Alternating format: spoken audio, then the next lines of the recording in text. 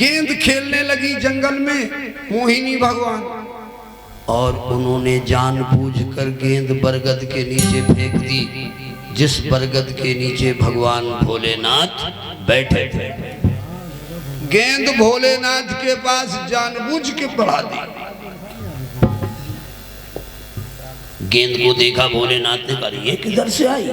जिधर से आई थी गेंद उधर को देखा भोले बाबा, अरे बड़ा सुंदर नारी का रूप, बड़ा सुंदर नारी का रूप। उस मोहिनी भगवान का दर्शन करने के बाद जिन्होंने काम देवता को जला दिया, और वही कामासक्त हो गए, नम्फमेनियक, कामातुर हो गए। जब नम्फमेनियक हो गए, बिटिया क्या नाम है? श्री रागिनी अवस्थी जी के कर कमलों से 101 रुपया श्री शिव महापुराण में दान हो रहा है। परमात्मा मंगल कल्याण करें, सुख समृद्धि से परिपूर्ण रखें। तो भोलेनाथ ने काम देवता को जलाया और कामासक्त हो गए, और वो मोहिनी भगवान कहने लगी कि बाबा हमारी ये गेंद दे दो, गेंद दे गेंद दे गेंद दे रे भारी गेंद दे।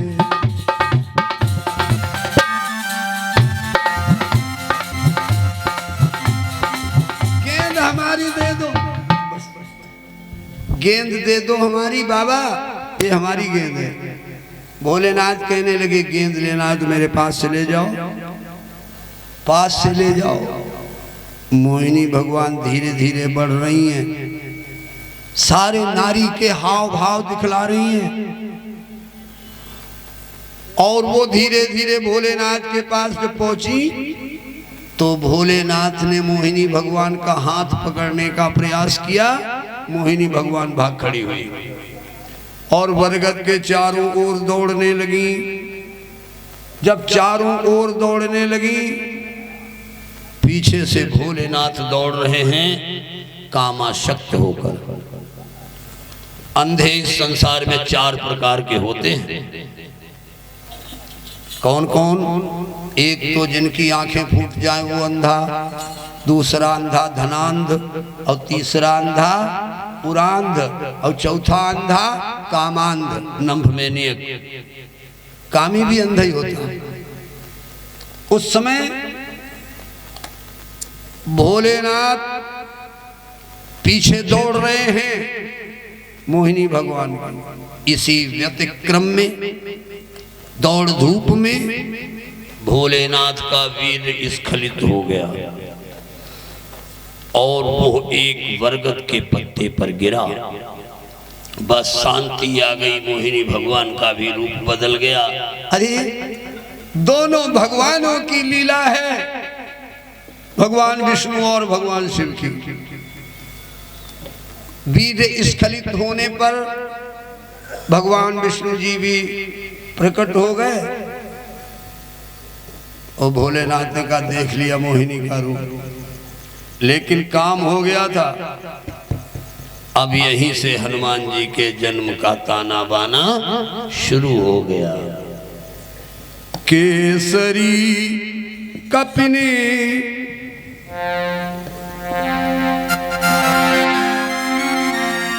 था, तो वहीं से बात हुई।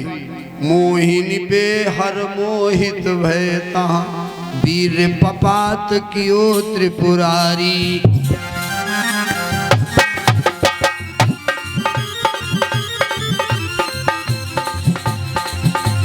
सात ऋषि बन केसरी बानर, को तनु धारी तहाँ पगुधारी।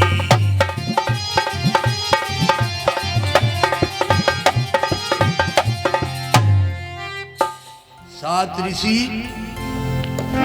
ऋषि कौन? ये सप्त ऋषि हैं। सप्त ऋषि कौन है?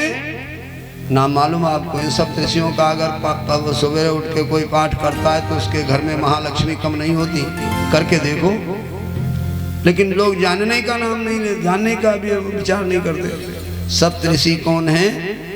कश्यप, अत्रि, जमदग्नि, विश्वामित्र, वशिष्ठ, भरद्वाज, गौतम सुनो, नाम सप्तऋषि शिष्ट।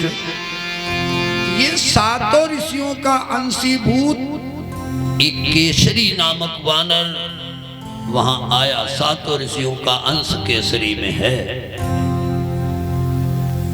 उसने उस वीर जिस पत्ते पर पड़ा है भोलेनाथ का, उस वीर को उस केसरी नामक वानर ने उठा लिया। प्रश्न तो ये है, हनुमान जी का अवतार बड़ा विचित्र है। हनुमान जी को कोई तो कहते हैं शंकर सुबन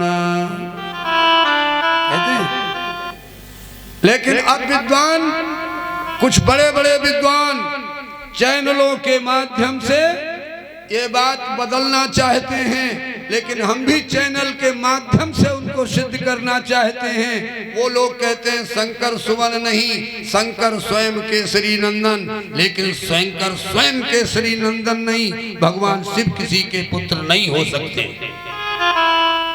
हो सकते तो शंकर स्वयं केसरी नंदन कैसे हो जाएगा? हाईलाइट में हो जाने पर लोगों को ये भूल जाते हैं कि हम क्या बोलते हैं। हम भी चैनल माध्यम से आपको सूचित कर रहे हैं कि शंकर स्वयं केसरी नंदन नहीं, शंकर सुवन केसरी नंदन। मैं वही बात को कर रहा हूं जो तुलसीदास जी ने लिखी है। तुलसीदास जी को गलत करने का हमें साहस नहीं है। क्यों भाई? शंकर सुवन और कौन? केसरी नंदन और पवन पुत्र। वाह, बड़ी विचित्र बात है। शंकर जी के भी पुत्र हैं, केसरी के भी पुत्र हैं और वायु के भी पुत्र हैं। हनुमान जी के 3 बाप कैसे हो गए? ये अलौकिक कथा है। दिव्य शक्तियों की कथाएं भी दिव्य होती हैं। उनका रहस्य लोग जो नहीं जानते वो उसका दुरुपयोग करते हैं। सुनिएगा, 3 बाप कैसे, 3 पिता कैसे हुए? अलौकिक चीज है। जैसे हमारे समाज पर, हिंदू समाज पर कटाक्ष लोग करते हैं। आपके समाज में तो पंडित जी ऐसे ही चलता है, 5 पति और फिर भी सती। नहीं ज्ञान है तो हम लोग कहते हैं हाँ हाँ जो तो है है ना। लेकिन हमारे पुराणों का विशेषण है, बड़ी गहराई है, इसको समझने का प्रयास करो। आध्यात्म का विषय है। केसरी नामक वानर आया, उसने पत्ते को उठा लिया। वीर है भोलेनाथ जी का, ले जा रहा है केसरी। वृक्षों पर छलांग लगाता हुआ वानर जो है शाखा मृग कहा जाता,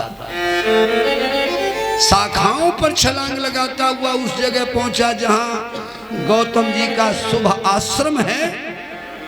गौतम जी के आश्रम के बाहर फूलों का बगीचा है। फूलों के बगीचे में गौतम जी की पत्नी, वो पुत्री अंजनी सो रही है। फूलों के बाग में जमीन में कुशों की चटाई पे सो रही है। आजकल कहते क्या बताएं कैसे नींद आएगी, स्पंज का गद्दा हो अब नींद न हो तो सब बेकार हो जाएगा। भोग ऐश्वर्य प्रसक्ता नाम तयापहृत चेत साम व्यवसायात्मिका बुद्धि समाधो न विधीयते। गीता।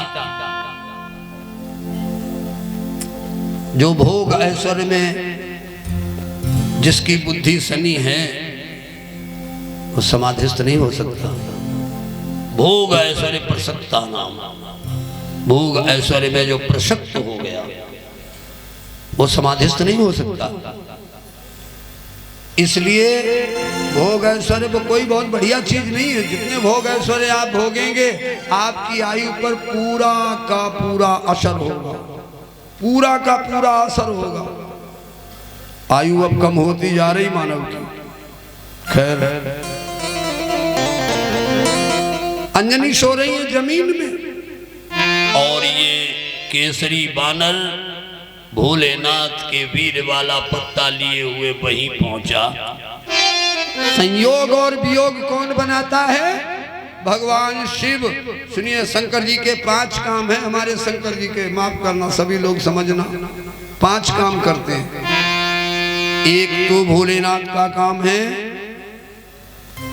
उद्धृत करना, ब्रह्म बनकर संसार को उद्धृत करते हैं, विष्णु बनकर पालन करते हैं, रुद्र बनकर संहार करते हैं। पंचमुखी शिव की बात बता रहा हूं।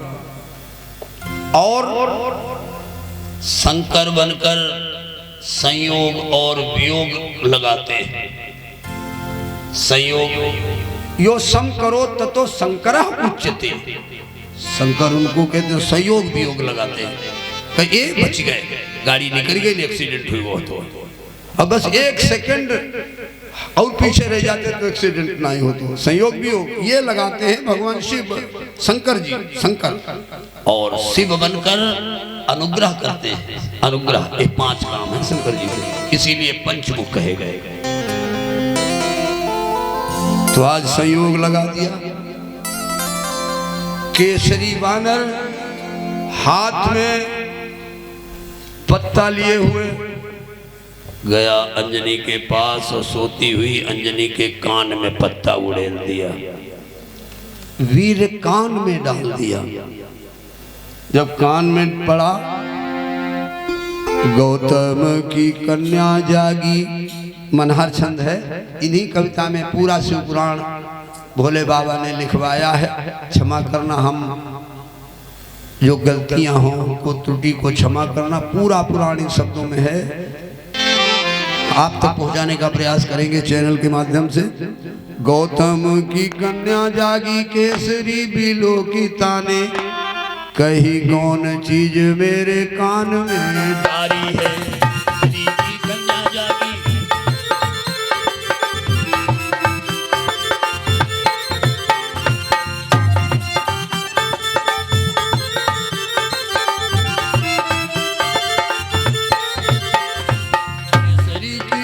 जागी केसरी बिलो की ताने, गौतम की कन्या जागी केसरी बिलो की ताने, कही कौन चीज मेरे कान में डारी है।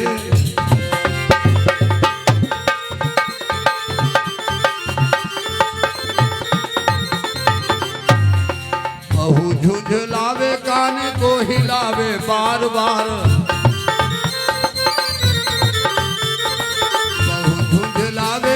को हिलावे बार बार। अरे कौन दृढ़ कान दिया मेरे डारी है, और प्रभु मेरे कान दिया तुम डारी है।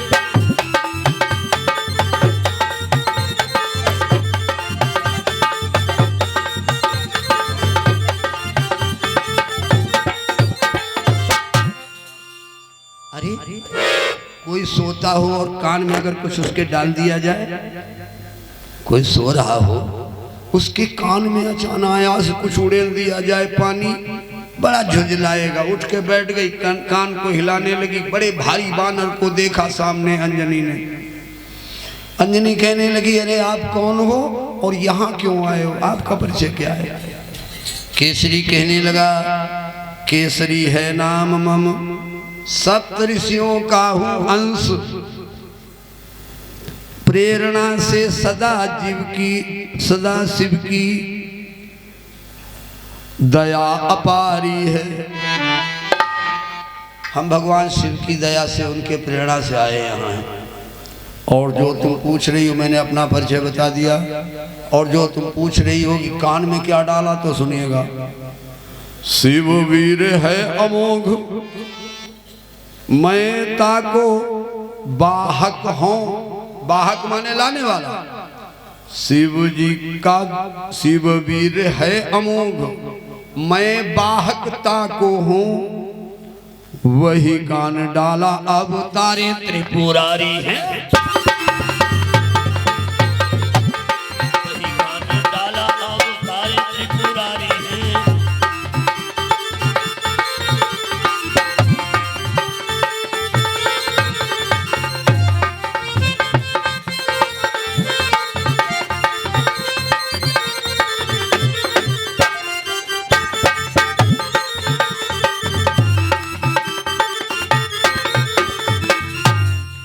शंकर भगवान की। मैंने शंकर जी का अमोघ वीर लाकर तुम्हारे कान में डाला है।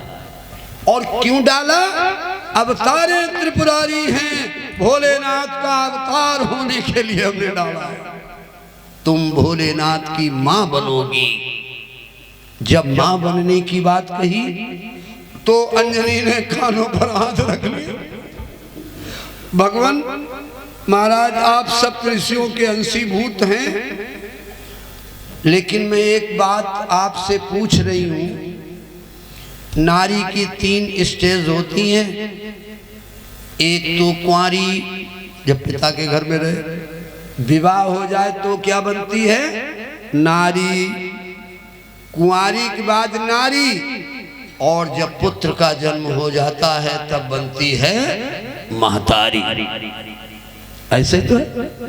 पुत्र का जन्म होने के पहले महतारी नहीं बनती। अगर मां पुत्र को जन्म देती है, अगर मां पुत्र को पुत्र बनाती है, तो पुत्र भी मां को मां बनाता है। जब तक पुत्र जन्म नहीं लेता तब तक ये कह सकते हैं कि यह मां बनने वाली है, जहद कह सके। लेकिन मां बनती तभी है जब पुत्र जन्म लेता है। इसलिए मां पुत्र को पुत्र बनाती और पुत्र मां को मां बनाता है। मैं इस क्रम से अलग हो गई। कुंवारी के बाद नारी नहीं बनी हूं, महतारी बनने जा रही हूं। कितना बड़ा कलंक है नारी के लिए। ये कलंक बड़ा ही दुखद है। आपने देखा होगा, कुंती ने कर्ण को कुंवारे में, पुत्र को कठेरे में रख के गंगा जी में प्रवाहित कर दिया। लज्जा न जाने पाए। नारीणाम भूषणम लज्जा। नारी का आभूषण लज्जा होता। ध्यान दीजिए, कुंती ने भी यही विचार किया था। क्या विचार किया? चाहे कोटिन विपदा आए, चाहे बालक भी मर जाए, चाहे कितने कष्ट उठाए, मगर लज्जा ना जाने पाए।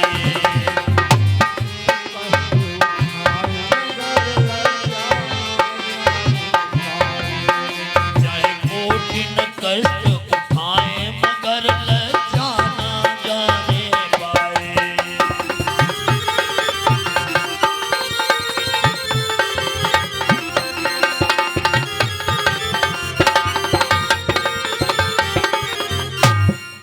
चाहे कुछ भी हो जाए, लड़का मर जाए, लज्जा नहीं जाने पाए। कुंवारे में जन्म हुआ है, कुंवारे में दूध कैसे पिलाएंगी हम? कुंती ने बहा दिया। महाराज, मैं नारी हूं, आप कह रहे हो महतारी बनोगी। महतारी बनोगी, कैसे बर्दाश्त होगा? केसरी कहने लगा कि भाई अंजनी, हम नहीं कर रहे, ये तो श्राप तुम्हारे ही बाप ने दिया, तुम्हारे ही पिताजी ने दिया है। गौतम जी ने श्राप दिया था जब इंद्र ने छल किया। अहिल्या को श्राप दिया, तुम पत्थर की नारी बन जाओ। और अंजनी को श्राप दिया था कि तुम्हारे कुंवारे में काल में ही पुत्र अवतार पुत्र होगा, तुम मां बनोगी। लेकिन अंजनी जब रोने लगी थी पिताजी के सामने, ऐसा था आपने श्राप दे दिया। अरे गुस्से में श्राप दे गए। तो बिटिया पे दया की और वो गौतम जी ने इसके साथ एक आशीर्वाद भी दे दिया था कि तुम कुंवारी में मां बनोगी, तुम्हारा यश युगों युगों तक जाएगा और तुम्हें कलंक नहीं लगेगा। आज भी कोई अंजनी मां को कलंक लगाने वाला पैदा नहीं हुआ। ऋषियों का श्राप और वरदान सदैव फलित हुआ। हमारा भारतवर्ष ऋषियों की संतानों की धरती है। अब क्या हुआ? तुम्हारे पिताजी ने ही श्राप का निर्माण कर दिया था। केसरी तो चला गया, लेकिन हाँ, श्री विजय प्रकाश जी ये बड़े ही मशहूरत हैं। 151 रुपया दान कर रहे हैं। आप भगवान मंगल कल्याण करें। व्यास आसन की तरफ से ये शुभकामना है। और यह प्रोग्राम आप जो डूड़ा में सुन रहे हैं, जहां से भी आप देखेंगे इस प्रोग्राम को, हम डूड़ा वासियों का हार्दिक धन्यवाद करते हैं। और हमारे ये बिल्हा बाबा जो हैं, ये हमें खूब तगड़े से चिपटाए हैं। धन्य है, मैं धन्य हो जाता हूँ जब यहाँ बिल्हा बाबा जी का दर्शन करता हूँ। और हमारे राम बहादुर जी जो हैं, इन पर भी बिल्हा बाबा की बहुत बड़ी दया है। हालांकि अब ये बरेली में अच्छा खासा इनका ट्रांसपोर्ट कंपनी चल रही है। खैर, तो केसरी जी चले गए। अंजनी भवन में आई। अपने भवन माने जहां सोते हो, टटिया लगी हो, छप्पर पड़ो हो, नींद खूब आउत हो, वो भवन है। भवन है। सूक्ष्म होते चले जाओ तो इस शरीर के अंदर ही पूरा ब्रह्मांड, पूरा भुवन है। शरीर के अंदर 7 पर्वत, 7 द्वीप, 7 समंदर। ये बताइए क्षीर सागर कहाँ है भाई? किस देश में है? किसी ने देखा दूध का समंदर भरा हो? ये पुराने शरीर के अंदर की बात है, लोग समझ नहीं पा रहे हैं। क्षीर सागर माँ के स्तनों में है। पुत्र को पता नहीं है कि हमने कितना दूध पिया, इसीलिए क्षीर सागर के बीच में धुकधुका रहता है। हृदय में भगवान रहते, तभी वो क्षीर सागर निवासी कहे जाते हैं। आध्यात्म का विषय है। बोली शंकर भगवान की।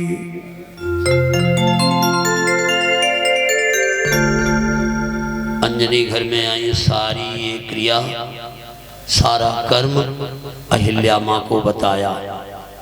जब अहिल्या माँ को बताया और ये भी कहा कि केसरी जी ये हमें बता गए हैं भोलेनाथ की तुम माँ बनोगी, बड़ी प्रफुल्लित हो गई। मैं तो तर गई। हमारी पुत्री के गर्भ से भोलेनाथ का अवतार। आहा, कितना सुखद सौभाग्य है। मेरे भोले बाबा तुमको आना होगा भक्ति में। मेरे भोले बाबा तुमको आना होगा। डम डम डमरू बजाना होगा। मेरे भोले बाबा तुमको आना होगा। डम डम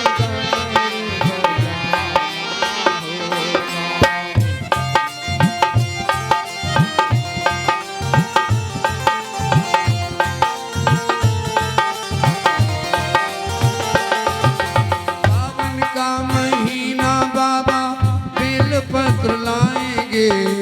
चंदन का टीका भोले माथे पे लगाएंगे। सावन का महीना बाबा बेलपत्र लाएंगे।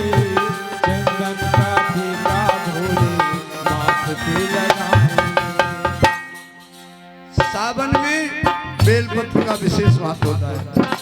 सावन का महीना बाबा बेलपत्र लाएंगे, चंदन का टीका भोले माथे पे लगाएंगे। भक्तों को दर्शन देना होगा, तुमको दर्शन देना होगा।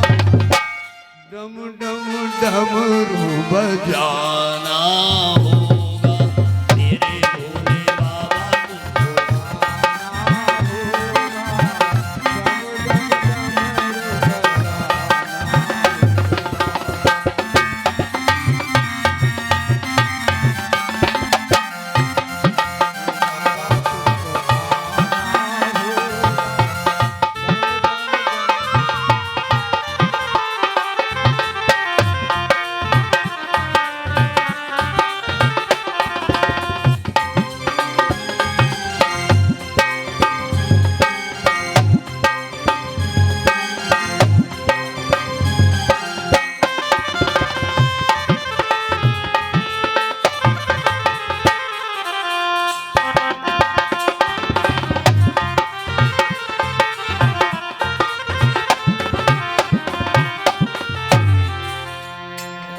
आना पड़ेगा, बड़े प्रसन्न हैं अहिल्या माँ।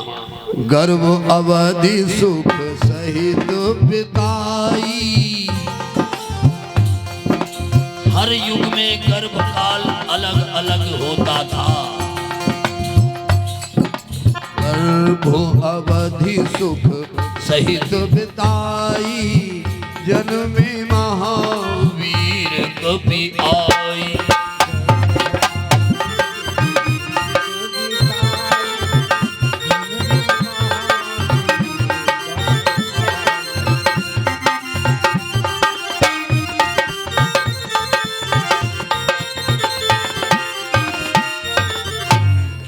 जन्म हुआ, ध्यान दीजिएगा, किस दिन जन्म हुआ। बड़ी विचित्र बात है, बड़ी सुंदर कथा है रुद्र भगवान की। रुद्र भगवान की क्या है?